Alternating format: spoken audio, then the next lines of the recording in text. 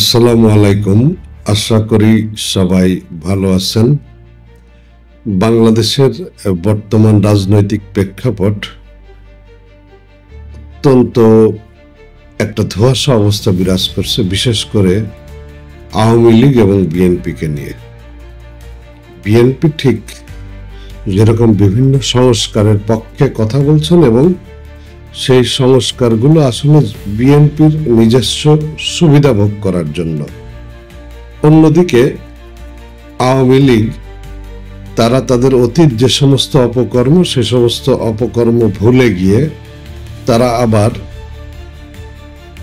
নিজেদের মধ্যে ঐক্যবদ্ধ হয়ে রাস্তায় নামার চেষ্টা করছেন।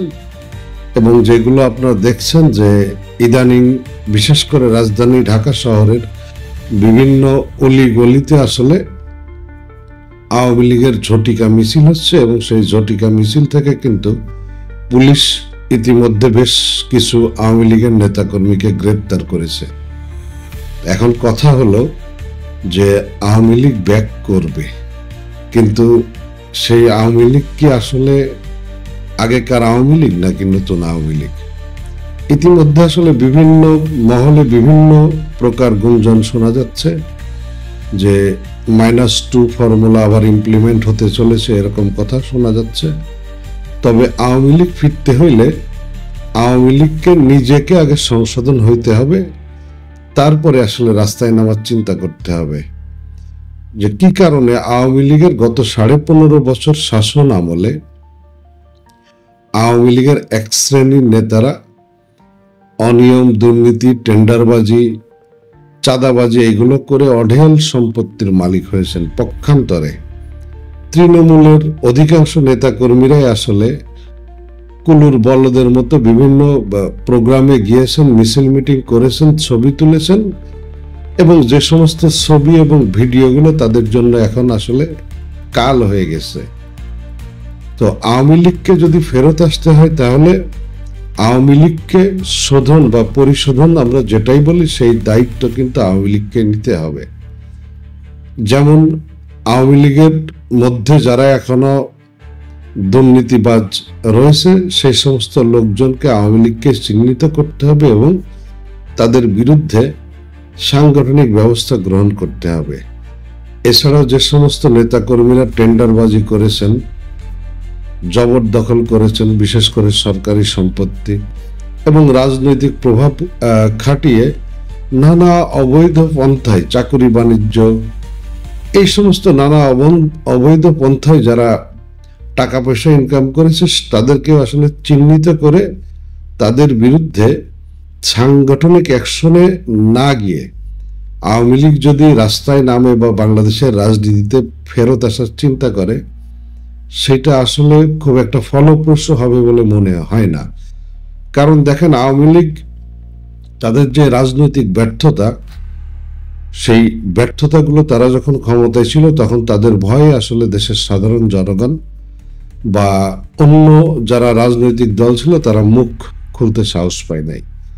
কিন্তু ঘটনা তো এটাই সত্য যে আওয়ামী লীগ ক্ষমতায় থাকাকালীন বিরোধী দলগুলো আসলে তাদের যে দাবি দেওয়া সেই দাবি দেওয়াগুলো নিয়ে রাস্তায় নামতে পারে না। তারা যদি কখনো রাস্তায় নামতে গেছে তাদেরকে বিভিন্নভাবে আসলে হ্যারাসমেন্ট করা হয়েছে, তাদেরকে পুলিশ দিয়ে নির্যাতন করা হয়েছে, গ্রেপ্তার করা হয়েছে, তাদেরকে মিথ্যা মামলা দেওয়া হয়েছে এবং সেই ঘটনাগুলো কিন্তু খুব একটা পুরাতন ঘটনা না। সেই ঘটনাগুলো কিন্তু একেবারেই সবাই জানে। এদিকে গত বছরের 5ই আগস্ট শেখ হাসিনা যে সরকার, শেখ হাসিনা সরকারের পতন হয় এবং সেই সরকারের প্রধানমন্ত্রী এবং আওয়ামী লীগের সভাপতি শেখ হাসিনা ভারতে পালিয়ে যায়।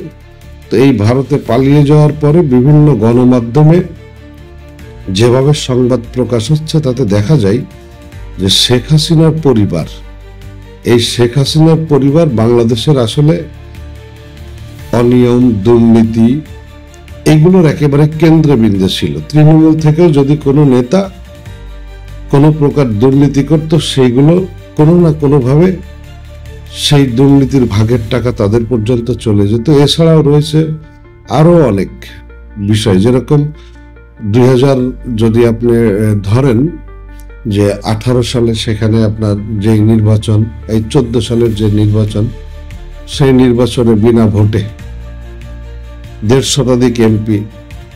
আসলে আওয়ামী লীগ পুরো প্রশাসনটাকে এমনভাবে আসলে তারা কুক্ষিগত করে রেখেছিল যে এই প্রশাসন দিয়ে তারা যত সমস্ত অপকর্ম করেছে। এবং এই যে বর্তমান যে অন্তর্বর্তীকালীন সরকার আছে, সেই সরকার কিন্তু প্রশাসনকে ঢেলে সাজাতে গিয়ে এক প্রকার হিমশিম খাচ্ছে। এবং কখনো কখনো দেখা যাচ্ছে যে প্রশাসন আসলে তাদের কথা শুনছে না, বা প্রশাসন তাদের আসলে সরকার বা দায়িত্বশীল ব্যক্তিদের কথায় সেভাবে রেসপন্ড করছে না।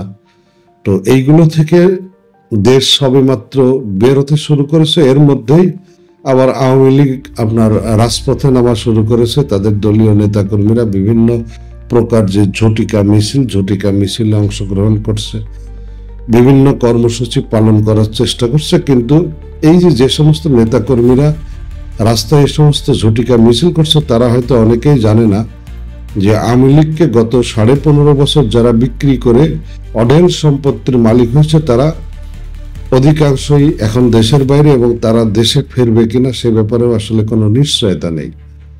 এবং তারা দেশের বাইরে থেকে এক এক সময় যে ধরনের বিবৃতিগুলো দিচ্ছে, তাদের দেশের অভ্যন্তরে যে সমস্ত আওয়ামী লীগের নেতাকর্মী আছে তাদের জন্য আসলে হিতে বিপরীত হচ্ছে বলেই মনে হচ্ছে।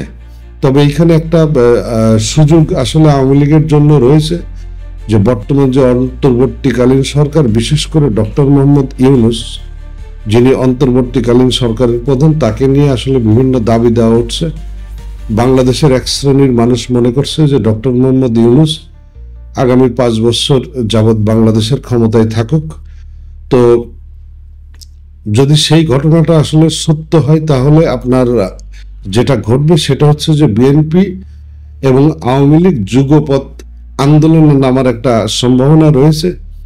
যে কারণ একটা সরকারকে আসলে নামাইতে হলে সেটা বিএনপির আমরা জানি সাংগঠনিক কার্যক্রম, এবং আওয়ামী লীগেরও আমরা জানি। তো সেই ক্ষেত্রে আওয়ামী লীগের একটা সুযোগ থাকবে। কিন্তু মজার ব্যাপার হচ্ছে কি জানেন তো, গত 5ই আগস্টের পর থেকে বিএনপির নেতাকর্মীরা যে সমস্ত কাজ কারবার করেছে, সেগুলো আসলে বর্ণনা করার মতো না। বিএনপির নেতাকর্মীরা আওয়ামী লীগ যে সমস্ত কাজ কারবারগুলো করতো, দখলবাজি, টেন্ডারবাজি, চাঁদাবাজি, 5ই আগস্টের পর থেকে আওয়ামী লীগের বিএনপির নেতাকর্মীরাও কিন্তু সেই সমস্ত কাজে মনোযোগ দিয়েছে। এবং সারা দেশব্যাপী তাদের বিরুদ্ধে বিভিন্ন প্রকার অভিযোগ রয়েছে। কিন্তু সব থেকে মজার ব্যাপার কি জানেন, যে এইগুলো নিয়ে যে বিএনপির যেটা আপনার কেন্দ্রীয় কমিটি রয়েছে বা কেন্দ্রীয় নেতৃবৃন্দ রয়েছে, তারা কোনো প্রতিক্রিয়া দেখাচ্ছে না, বা এই সমস্ত লোকদের বিরুদ্ধে তারা কোনো অ্যাকশনে যাচ্ছে না। এবং যার ফলে সেই সমস্ত চাঁদাবাজ নেতারা আসলে এক প্রকার বেপরোয়া হয়ে যাচ্ছে। এবং যদি 5ই আগস্টের পর থেকে এই এখন পর্যন্ত ধরেন, তো তাহলে বিএনপির প্রতি মানুষের আস্থা কিন্তু অনেক কমে গেছে। 5ই আগস্টের আগে মানুষ বিএনপির প্রতি যেরকম একটা সিম্প্যাথি ছিল, সেই জিনিসটা এখন আর নাই। তাই ভোটের মাঠ, সেই ভোটের মাঠে আসলে কি ধরনের কি পরিবর্তন ঘটতে পারে বা হইতে পারে, এইটা আসলে কল্পনা করা সবার জন্য অনেকটা কষ্টসাধ্য। তো আমরা আশা করি বাংলাদেশ আস্তে আস্তে ভালো দিকে যাবে, এবং রাজনৈতিক দলগুলো সবাই আসলে অনেক চিন্তা ভাবনা করে কাজ করবে, যাতে দেশের কোনো ক্ষতি না হয়। ভালো থাকবেন সবাই।